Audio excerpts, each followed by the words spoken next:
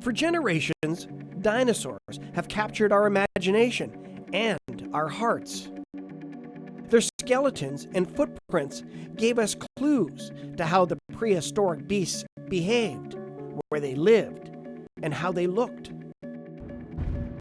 But even the most sophisticated models were just guesses. Until now. At the Royal Tyrrell Museum in Western Canada, an entirely new species of beast is giving scientists new insights into the life of dinosaurs and how they looked. Normally when we find dinosaur skeletons, we have parts of the skeleton. And if we're really lucky, we have most of the skeleton.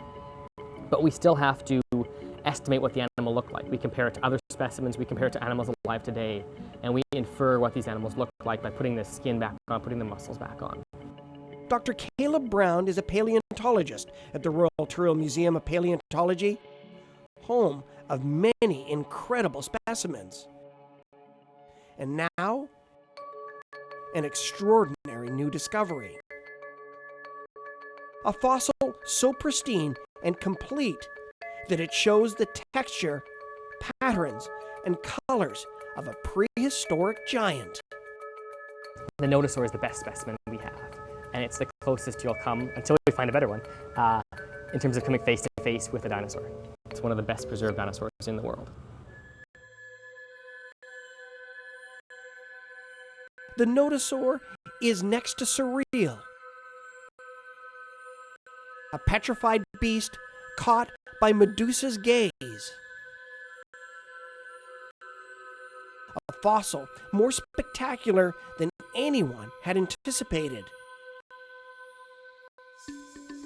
We knew it was good, but we didn't know how good it was. I think it's the best preserved armored dinosaur in the world. I'm calling this the Rosetta Stone for armored dinosaurs.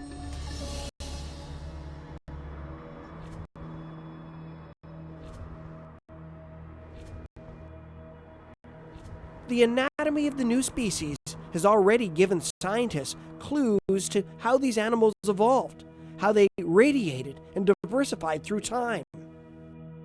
And it doesn't stop there. The skin is preserved. It's not just the impression of the skin. We actually have some of the original biomolecules preserved. One of the cool things that they tell us for this specimen is that the animal had at least a component of reddish-brown pigment to its skin. The coloration aspect is very exciting. So it's cool to know what color it was, or at least one aspect of its color. But it's actually more exciting when that has some implications for how the animal lived. Researchers now believe the Dinosaur was darker on the back and lighter on its sides and underside, a method of camouflage called countershading. Now, keep in mind, this was a 5.5 meter long, 10.5 animal covered in armor, but it still has camouflage. And to us, that just illustrates how intense the predation was back in the Cretaceous. You had these very large meat-eating dinosaurs, and they would have also been very visual predators. So it actually kind of just shows you how extreme that ecosystem likely was back in the Cretaceous.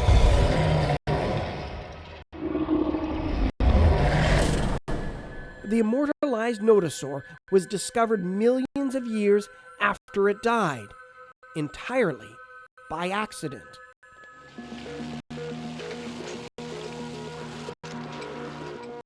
Back in 2011, Sean Funk was working his regular shift at the Suncor Millennium Mine in northern Alberta, Canada.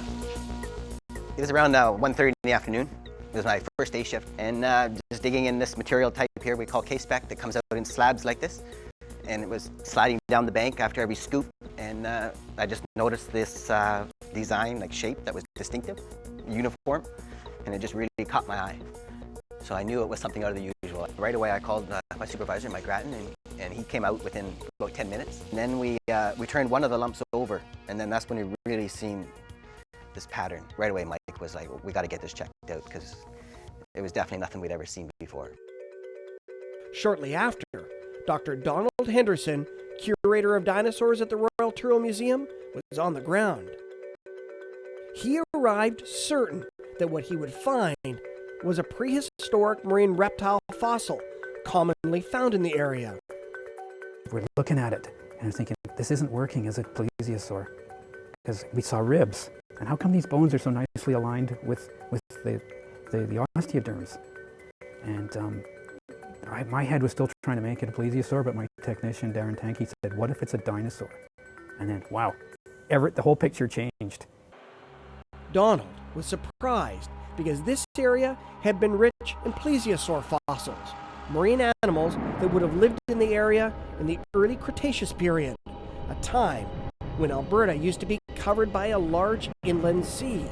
It made no sense that a terrestrial animal would have been found in this same location. A new hypothesis came to life. At some point, the dinosaur would have been washed out to sea. It would have gone through a process called bloat and float, where as the animal starts to decompose, gases build up within the body cavity. And this would have actually allowed it to sit a bit higher in the water, and that might have actually allowed it to float further out into the ocean. At some point, there would have been some sort of release of gas from the animal, and it sank to the bottom. We think it got buried very quickly, and that layer hardened very quickly, what we call concretion. It was a very hard rock that would have surrounded the specimen. And basically, it sealed it off, separated it from bacteria and scavengers and stuff like that. And that's really the reason why it was so well preserved. Along with a thick armored skin, it was a perfect storm of conditions that allowed for optimum preservation of soft tissue and the animal's three-dimensional shape. The Suncor team quickly mobilized to unearth the fossil, skillfully digging over and around it. They got some of their best guys to come and start scraping away the rock down, and we got it isolated as a little pinnacle.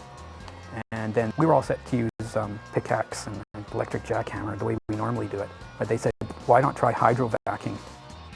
Hydrovacuuming is a technique where a high-pressure water jet cuts through rock while an industrial vacuum simultaneously sucks up all the rubble and debris. They cut around it and undercut it as well, because we need to detach this thing and expose it much more quickly than we would have normally. We knew the rock was super hard, and everybody thought we could just lift it. They're working really carefully, going very slowly, lifting it up. And so we got the straps underneath it, and we got their best rigging and hoisting guys to come and lift it, and we all started to lift.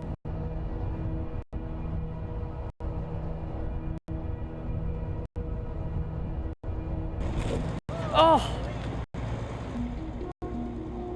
Oh no.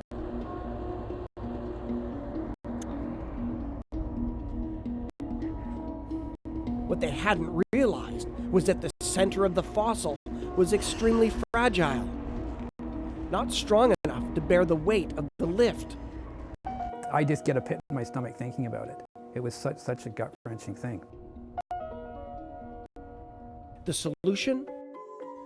To go back to a more traditional model of wrapping and packing each individual piece. At the time, they still weren't quite sure what was inside the rock. Once the Nodosaur made its way to the Royal Tyrrell, it fell into the hands of technician Mark Mitchell. The specimen came to the museum, and basically everything from blocks that weighed probably about over 4,000 pounds to small chippets of bone and very sized jackets in between. It was both very exciting and also very daunting. I look over and see these monstrous jackets, and we're like, that's going to take me years to do. And it did. 5.5 years. A total of 7,000 hours of intense and meticulous labor. Once a fossil arrives at the preparation lab at the Royal Tyrrell, technicians work with zip guns and heavy-duty tools to get rid of the coarse layer of rock around the fossil. As they get closer, they employ smaller and finer instruments until the surface of the bone is exposed. The most difficult part was trying to get the rock to separate from the bone. The rock in that specimen was very hard, and the bone is so very soft, very powdery. It's trying to keeping the surface in place as I exposed it. Mark's thousands of hours of work carved his name in history. The species was christened Boreella pelta Mark Mitchellii. Technicians put in a lot of time and effort into the job that they do. And what we do as paleontologists, what we do as researchers, we can't do without the technicians. They're often kind of the unsung heroes of paleontology. So when someone makes an extraordinary contribution, as is the case with Mark, to preparing this nodosaur, I think it was a good idea for us to honor him. That was super cool. Just to have a dinosaur named after me, but particularly a dinosaur as spectacular as this one. Yeah, dream come true. And the spectacular specimen still has many secrets to unveil. The next focus of study? The contents of the nodosaur's stomach. In addition to having skin preserved all over most of the surface of the animal, we also have abundant gut contents. So the last meal of the animal preserved inside. And this is what that stuff looks like. So we're currently doing all sorts of work on this, geochemical work, histological work, and CT scanning, trying to figure out what these spheroid structures are. And there's been many ideas that part of the diversification of dinosaurs is tied to the diversification of flowering plants. And it would be great to see exactly which types of plants this guy was eating, and if that hypothesis makes sense. The nodosaur lived towards the end of the Mesozoic era, a time when reptiles ruled the planet. Once Pangaea ripped apart, water flushed in between Africa, Europe, and North America, forming the Atlantic Ocean. The planet's land masses started to look very much the way they do now. The Earth was dominated by animals like these long-necked dinosaurs, the biggest land animals that ever lived. While the waters were home to marine giants like the plesiosaur. About 110 million years ago, the nodosaur stepped into the picture. At the time, Alberta's climate was similar to what North Carolina is like today. The land was covered by lush conifers, ferns, and cycads. The planet was going through one of the biggest changes in terrestrial landscape since life bloomed: the diversification of flowering plants. The nodosaur lived much earlier than the T-Rex, but scientists believe its predators were similar carnivorous beasts or other small pack-hunting raptors. The plant-eating, slow-moving animal only stood a chance because of its impenetrable coat of armor. We see 3 rows of osteoderms. Those are what are called cervical rings, and it's armor that would have protected the neck of the animal. And as we move to the side, we see this giant parascapular spine. It's basically a big armor spine coming off the shoulder, and it's about half a meter long.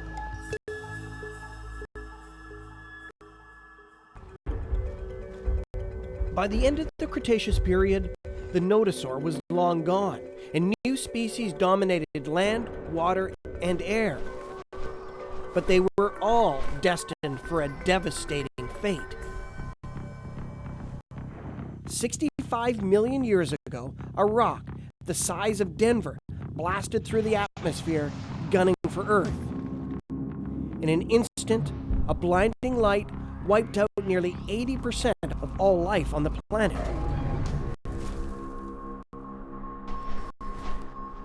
The only glimpse of the dinosaurs from the Cretaceous period we'd ever see would be immortalized in rock. The nodosaur discovery can be seen as an ode to the science of paleontology. It helps to confirm things that we already knew. Often, big dinosaur discoveries will kind of turn everything on its head and make us think new ideas about particular research. In this case, it's a bit different. We have an amazing specimen, but generally it shows that what we were thinking before is pretty close. We know what dinosaurs ate, how they fought, and now what they looked like. But there's still many questions to be answered. There's so many exciting things that we would love to find. There are so many dinosaurs that are only known from very fragmentary remains. We know so little about the life history of most dinosaurs, so how they grew from egg juvenile to subadult to adult. So there's so many cool discoveries that are awaiting us, and I'm sure we'll find in the next few years. In Alberta might just be the place to find them. It's estimated there are thousands of fossils hidden underneath the earth. As each of these ancient marvels is uncovered, more questions will be answered, bringing us ever closer to the real picture of the lives of these prehistoric beasts that walked the earth millions of years ago.